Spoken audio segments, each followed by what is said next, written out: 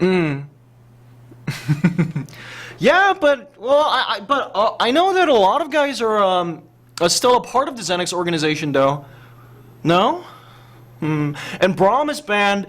I was talking to My Little Pony, and he said that Braum actually isn't as broken as we initially thought he was, because the first expectations when people started playing with Braum was that people thought he was like Thresh when it first came out, but apparently it is not as broken as that. So, but he still is a very, very versatile support, and it still seems like he is a priority ban over Thresh. And Lulu, I think that is a target ban against PA Works' top Lulu, or a mid Lulu too, so they probably banned that too. And Jax, I think Jax, if any of you guys are top laners out there, play Jax. I think Jax is the hot top champion at the moment. More than Renekton, because the thing about Renekton is that he's not the best split pusher in the game, and which makes it a little tricky to run him on a teleport. But Jax doesn't have that problem, right? Jax is one of the best split pushers in the game, so it becomes more easy to run teleport on a Jax. And also, Jax is very strong in lane, I think, after level 6. So unless he meets like an impossible counter like Kennen or something, or is Kennen even the Jax counter these days, I think Jax is the top laner to look after. And we see here Kog'Maw getting picked. Kog'Maw's win rate has gone up absurdly after the 4.10 patch, actually. And Doublelift says that is because he is uninfluenced by the 4.10 patch, but I think a large part of that is due to the fact that it is... Because Kog'Maw builds the Blade of the Ruined King first, right? But when you're building the Blade of the Ruined King, you have that really awkward phase when you have a Bilgewater Cutlass and 2 daggers. And that is a very awkward stage to be in, but now that daggers are buffed, although they did get a little more expensive, you have a bit less of a damage loss when you're building the Blade of the Ruined King, and I think that really positively influenced Kog'Maw. And also the fact that Twitch got nerfed, that is great too. And Lucian's still a top priority pick, Thresh as well, and Rengar. The thing about Rengar is that did you guys watch the match CJ Blaze versus MKZ? Because if you guys have seen the match, although Blaze did win 2 games, CJ Blaze had a really hard time against I think it was a jungle Rengar, because Rengar, regardless of how much he struggles throughout the game, he is going to be able to one-shot the AD carry. And especially champions like Twitch or Kog'Maw, who don't really have an escape, it's going to be really hard to play against the Rengar. So I think that Rengar pick is a pick with exactly that in mind. Kog'Maw doesn't have an escape, right, other than a slow. And if Rengar somehow just manages to, I don't know, get through the game pretty well, Kog'Maw's going to have a really hard time against him. Which leads on to these picks, right? These picks like Leona and Kayle. Kayle, of course, with his intervention, one of the best characters if you want to protect a certain champion, and Hecarim is pretty decent at 2, and Lee Sin with the Dragon Range. So I think Anarchy built their composition around Kog'Maw, and Hecarim, I think that is a comfort pick from CV Max. So the task is, now Xenics has 2 global ultimates, right? So Xenics, what they probably want to do is they want to push lane and gain as much benefit as possible using those 2 ultimates. Probably when Pantheon reaches 6, or probably when TF reaches 6, and right after that when Pantheon gets to 6, they're going to go for a bot lane gank, or possibly a lead on and possibly go get the dragon. And what Anarchy wants to do is have CV Max hold out, or magnet, or attract as many people to the top lane as possible, whereas in the same time, which will enable Kayle to push the mid lane very aggressively so that it is hard for Twisted Fate to go roam. So yeah, it's a CV Max top Hecarim again. Yeah. Yep, Stalker is a song by Hyorin. Yep, I like that song too. She's very cute too. Oh, so a lot of Koreans rush Triforce and Bork. Yeah, that's what I heard too. Yeah, because apparently a lot of the top challenger AD carries, they prefer the Triforce build, right? Because apparently it gives him more, a bit more survivability. And also, what I've heard is there isn't a single ability on the Triforce that a Kog'Maw can't use. So I think you're right. He might build Triforce. He might rush into a Triforce instead of the Blade of the Roaring King. But what I meant to say was I was trying to explain why Kog'Maw's win rate went up across all tiers in solo queue, and the viability of both builds probably influenced that. And here are the hottest champions. Kassadin has been banned or picked, banned 23 times and picked 4 times actually. So, I'm always wary about that 100% banned or pick stats, especially when that champion hasn't been picked that often. But I don't know, professional teams must have some sort of an information on that. And Mundo has only been picked twice, so it's difficult to really lay any praise on him for the 100% win rate. And the hot champion, we talked about Jax, right? And Thresh still being a superb pick, and Nami nowadays, especially with her versatility, she's able to engage, disengage, protect the AD carry, increase the AD carry's influence, very strong in lane, great sustain, which leads on to the very natural win rate, I guess. And Jarvan definitely made his way back, right? The buff on his passive is great. And Morgana, despite the fact that she is very highly coveted, she does have 5 wins. Pantheon 2, and Lee Sin surprisingly has 5 wins and 10 losses. And Lucian has always been this though. Lucian has always been a very strongly contested pick, but I think it's because Lucian, with the case of Lucian and Lee Sin, is that they've just been picked really often. And also, there is this thing that we must remember, that a lot of the times it is the weaker teams that pick the champions that are more meta. So,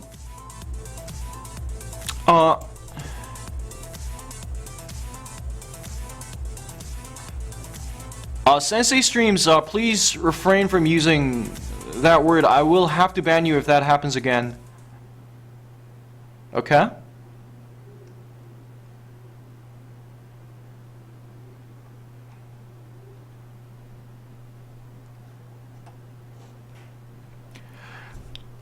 And yeah, but like I was saying, it's always the weaker teams that are almost forced into picking champions that are more in coordination with the meta, because they fear that, because of course they're the less confident ones, right? So they are less comfortable with making new picks, different picks.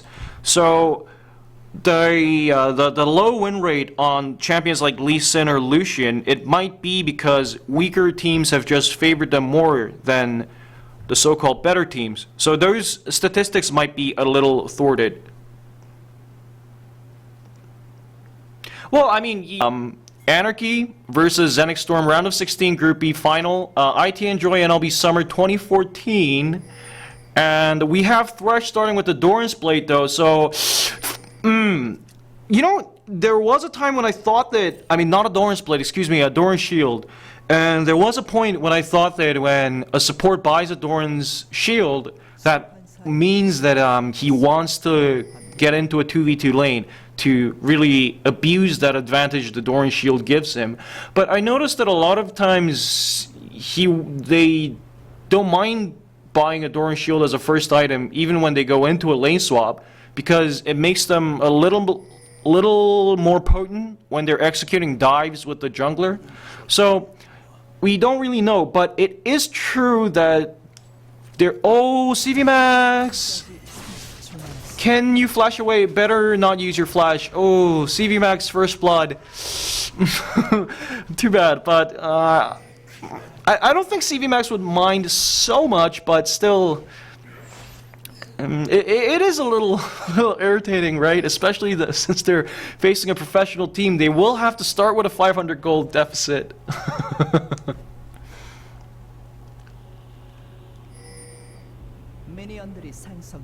Oh yeah, I'm the translator for a lot of the work that Joyluck does, but I can't. I'm a little too overloaded now, but I'm really gonna try to get onto it.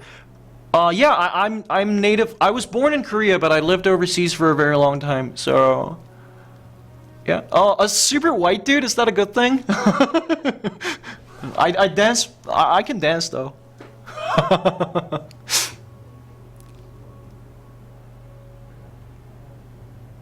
Yeah, yeah, yeah. So CV Max is gonna go lane against PA Works, and you know the thing about League of Legends, when I get into spectator mode, it is a little frustrating when I can't see the amount of potions they have, because I kind of want to see whether PA Works was able to buy another potion, but he probably did, right? Because he did recall. And Sangyun, oh, and Nika being harassed right there, forcing the heal out of Nika.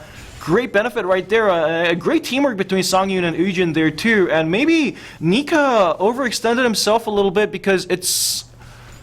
because Leona is at level 1, and which means that Lucian gave Leona the distance, right, to land an auto attack to a melee champ. So, it's hard for me to imagine that happening, other than it being a mistake from Nika, because Leona didn't even use her flash, right? So what happened there? Oh, Anarchy reminds you of SBS. Oh, it's great that you remember SBS though, because I'm a big fan of SBS too. Oh, really? Hordala? Oh, okay. I'll definitely get into it first, but Drizzle and Sevilla go into a bit of a bout, but CV Max's backup is going to be stronger, but Raphael is there landing the gold card, and CV Max is in trouble again. And right here, this is where their communication might have been a little lackluster. Render probably don't want to give the distance, and Ujin going in there, probably all he aims to do is give Render some room to escape. He came all the way from the bot lane. That was a great save from the Leona. I don't want to hastily call this a mistake, but CV Max did back up first, but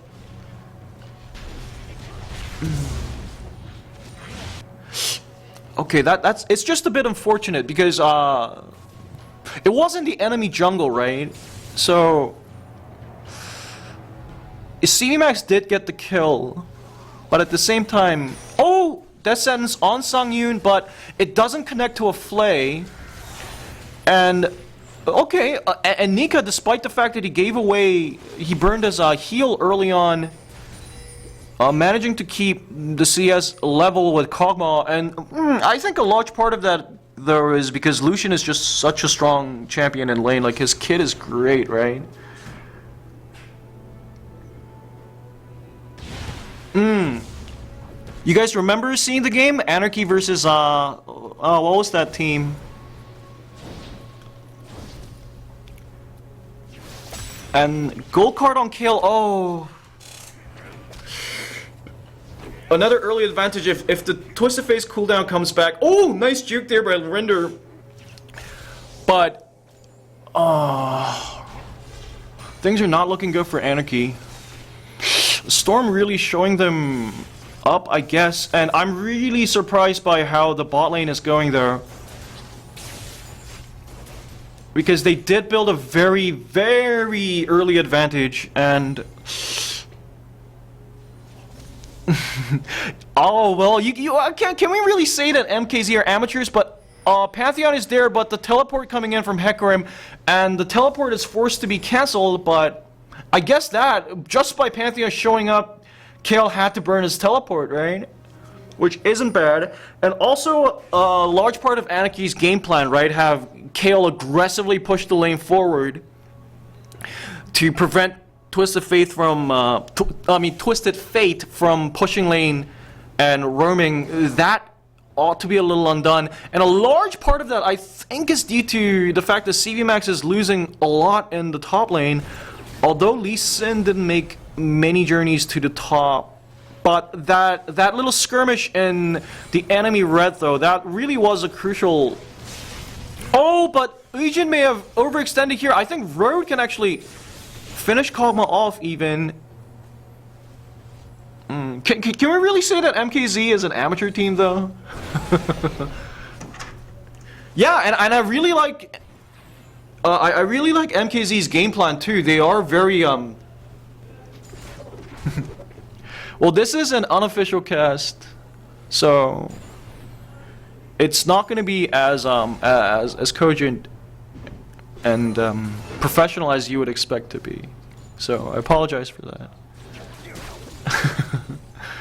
but sorry about that, though.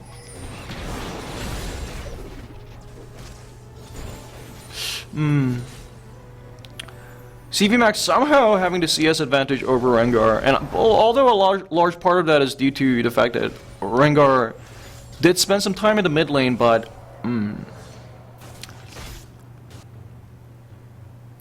oh, do you guys see this? CVMAX built home guard boots.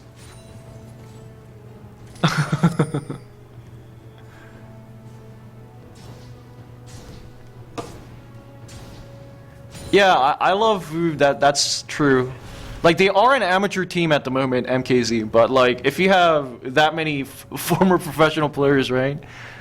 Yeah. Oh, you want MKZ to be picked up by Big File?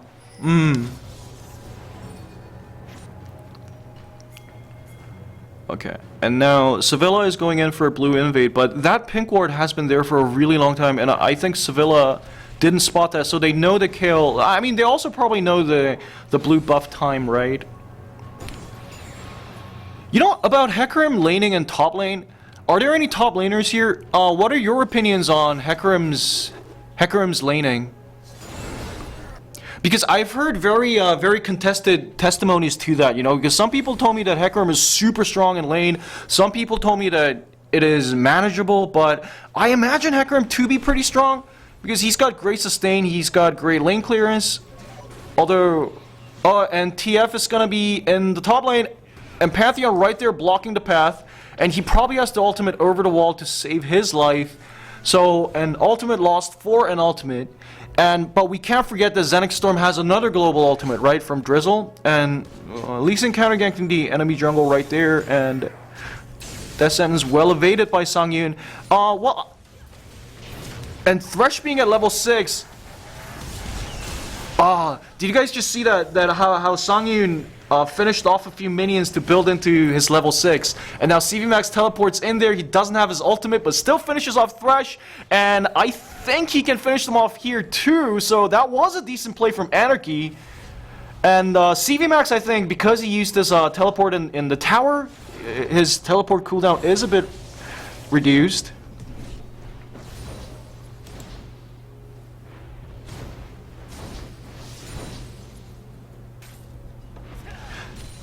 Yeah, the games are the games are official, but the cast is unofficial. And if you guys want to watch this, if you guys want to watch a more professional cast, I will bring that to you guys next time. So, and also we have a Twitter channel, so please leave your opinions and that. But the Soul Flare evaded by Twisted Faith, and his gold card now intervention landing on Leona, but a little too early perhaps. Oh, but Pantheon is low on mana, but Raphael with the blue buff surely can pull another gold card out of there, and Kale flashes forward, but he doesn't have his intervention, and oh, but great deal calculation right there, great damage calculation there. Kale somehow finishing off Pantheon, so it ends up being a one-to-one exchange. So good play from Anarchy, and also intelligently sensing that Rengar is near them, seeing how Thresh and Twisted Faith are approaching them, and Rengar is not seeing the top lane. They back away very well, and Anarchy being on the losing side, they won't be so disappointed by these exchanges, right? Oh, but this surely must be Descend's pulling him away, and oh, will he? No. Right. That was a great gank from Raphael right there, too. And that is why you picked Twisted Fate, right? To do exactly that.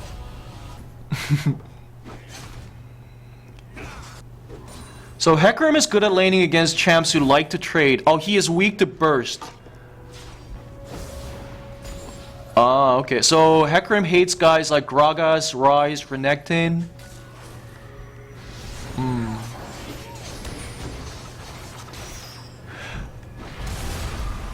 A lot of people in OGN criticized the Gragas build. Oh, I don't think you mean yesterday's Gragas? You mean yesterday's top Gragas?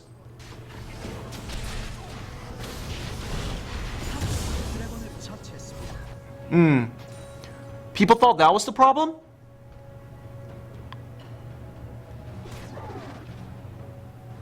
Well, the thing is, like, if you... I think rushing Lich Bane is... on a top Gragas, that could be a questionable decision, but it's not a bad build.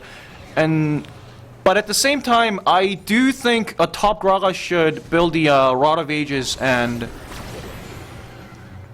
Yeah, I think Rod of Ages is a better build with, Rod of Ages and Iceborne Gauntlet, right. I think those two are... It just makes more sense to me than a Lich Bane rush. But with yesterday's Gragas, though, it wasn't the build that was the problem, right? It's just that, yeah... I thought it was more of a testament to how good Shai was, rather than how poor the Gragas build was. I don't think the build was really the issue. Oh, the Korean casting is shown in Africa, and right there, Road is caught there, and Sangyun probably can't escape death right here too. And who has teleport from the top lane? Sevilla doesn't, and Raphael surely. But Render might be caught here, and this might be the end of it. And Sevilla, will he really have a means to escape? CMAX actually surprisingly doing much better than Rengar right in the top lane, given that he gave away first blood, and he got ganked really early too, but somehow he has found his way back. Like, this is the thing about CVMAX, right? And this is why people watching his stream love him so much. He always seems to find a way back, and somehow when the game ends he is ahead, but again, this might be a little too much here. And Sevilla has made his way out. And now the global goal difference, however, is not widening at all. So and that definitely is a point of concern for Xenics Storm, right? Because Anarchy do have Kog'Maw and Kale who scale beautifully into the late game. The YouTube stream is offline, yeah. I thought that was bizarre too.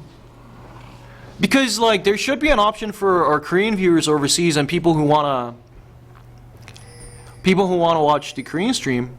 So,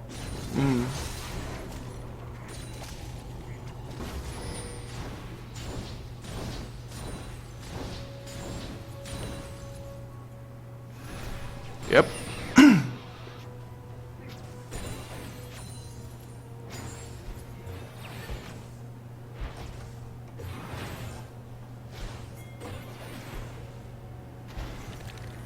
Yep, hole 7. That's the address.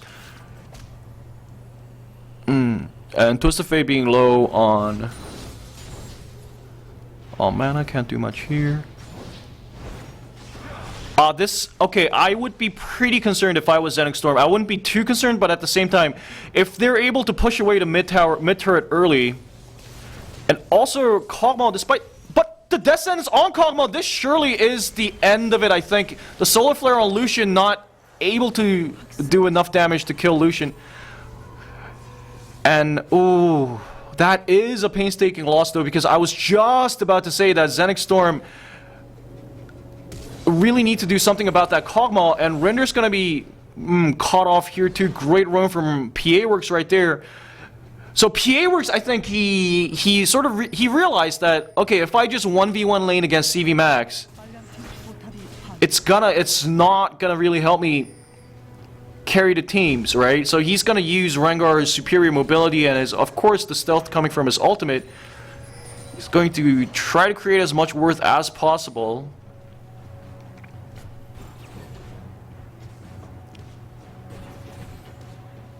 Yeah. Oh, what's the new item for defensive junglers? And I don't know, and just to talk about the top Gragas build though, last night, I do think the Rod of Ages and the Iceborne Gauntlet is a better build for top Gragas. Although the Lich Bane does make sense, because Gragas at the end of the day is a melee champ, and he does have to get close to his opponents, right? Because when he's landing the stun and everything, and the Lich Bane is going to help him do that, but I'm not sure whether the Lich Bane is the item to rush into. Like, is it that much of a priority for a top Gragas? That's what I have to wonder. That's what I wonder.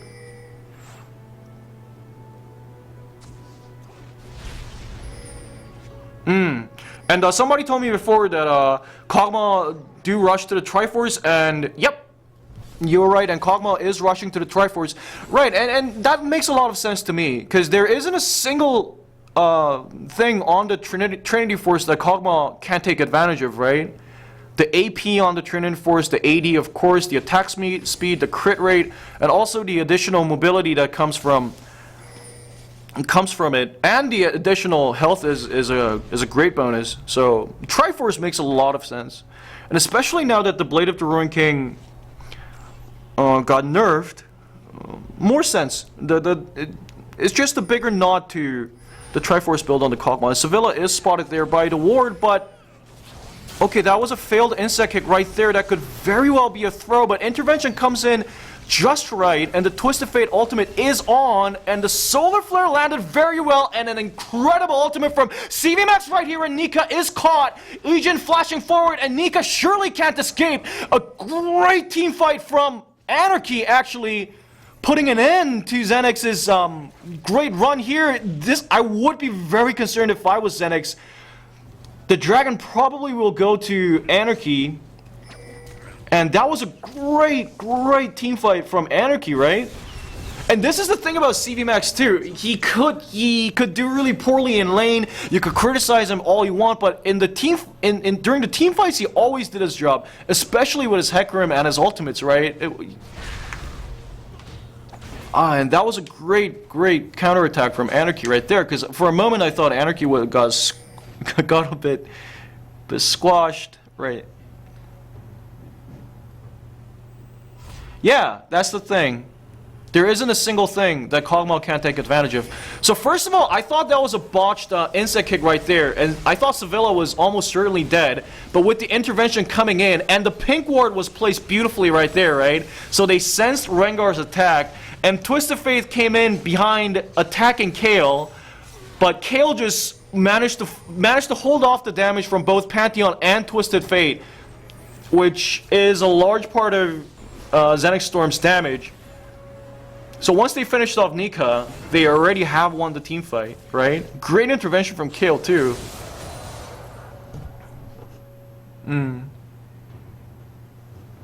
Yep, I think BRK WoW, you're exactly right. Without the ult, that would have been a stomp. That would have been a throw from Lee Sin. Oh, so you like the new Bloodthirster than the old one?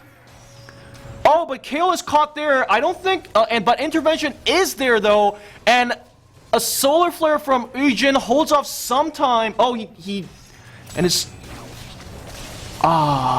okay, this is a bit chaotic. And CVMAX is in there trying to salvage whatever he can, forcing an exchange here, but this is gonna be a double kill on Lucian, and Xenix Storm wins the team fight this time, and Twisted Fate rushing in there to clear the lane, and I think they will be able to take the mid lane turret.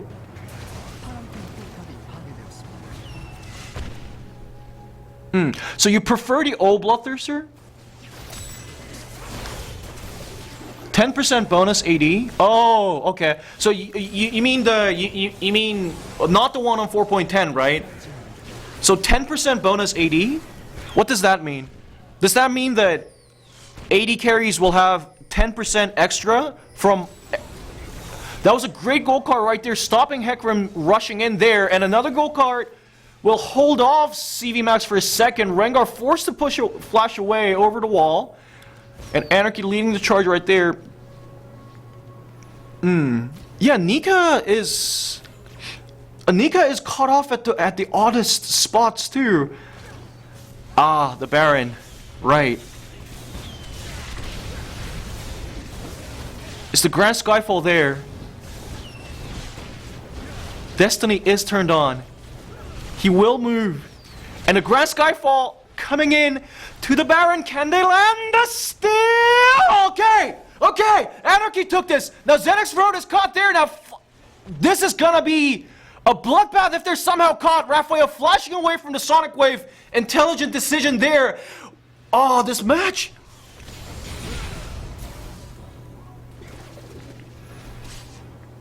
So it's just like Rabadon's for 80. I love that. I love that because I hated the fact that I was almost forced into building an Infinity Edge on my Caitlyn, because Infinity Edge is such a terrible item on its own, right?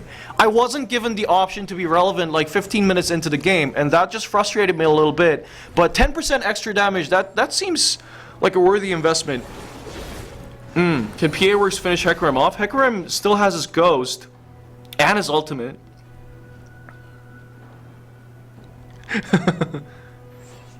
Alliance? I think Alliance would do great in NLB. Wait, like by Alliance they mean like the team that Froggen is in, right? That Alliance?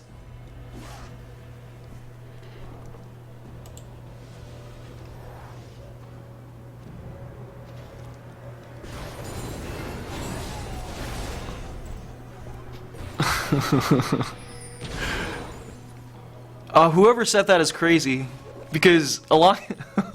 How can they think that Alliance would have trouble in NLB? Like I don't. They might have trouble winning NLB because, well, you saw last season's finals, right? It was Najin Sword versus CJ Frost. Yeah, like maybe like Alliance isn't guaranteed to win against those teams, but Alliance will at least get to the semifinals of NLB, I think. Yeah, I think Alliance or OGN quality definitely, and the group stages at the very least. Yeah, I think so too. Group stages at the very least. Like, did people didn't learn anything from last season's World Championships, didn't they? Because everyone thought that every single Korean team is gonna progress beyond the group stages, right? And what happened to Samsung Ozone?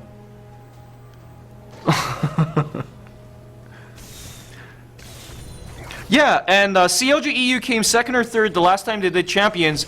And, oh, the solar flare right there. This is gonna be a dive. The Zenith Blade misses, and Raphael Zonya's in. But this seems like a team fight already defeated. Now Anarchy taking great advantage from the fantastic growth of Kog'Maw, and also, oh, Kale built the Zephyr, right? A lot of you guys are pointing it out.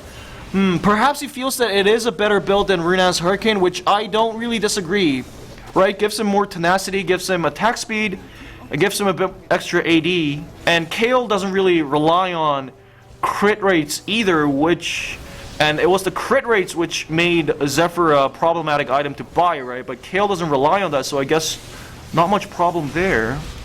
And this is gonna be the last teamfight Xenics Storm will be allowed to have, I think. Pantheon Grand Skyfall behind, but he was forced to cancel that.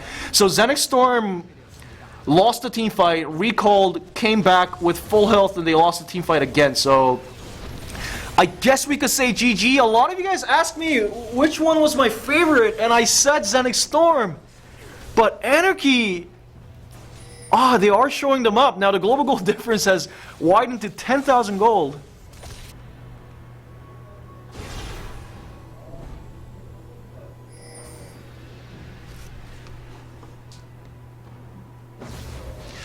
Yeah, Alliance has got to be as good as, like, I don't know, there are some teams in OGN group stages, like what?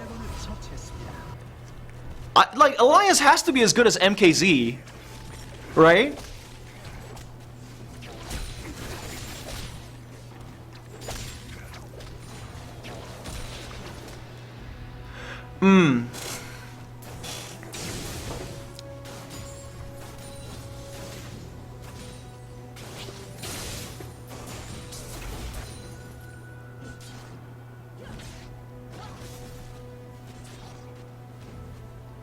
Yeah, like, I don't think Korean teams will dominate League by default, right?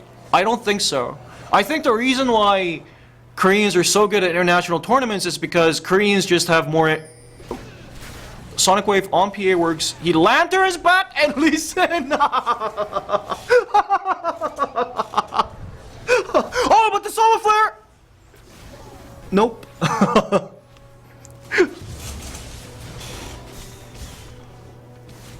Okay, I'll talk about this issue like later on. Sorry, because maybe I'm being really unprofessional here, talking to you guys and everything. But CV Max is caught right there. Oh, this could be the breaking point. This could be the turnaround that Xenics Storm is looking for. Now, PA Works is hanging on to CV Max, and Raphael just kiting back and forth. And Nika, did he just hit a minion? And this quadra kill on CV Max. And this is when the CV Max, this is when your top laner says, Hecarim carry, right?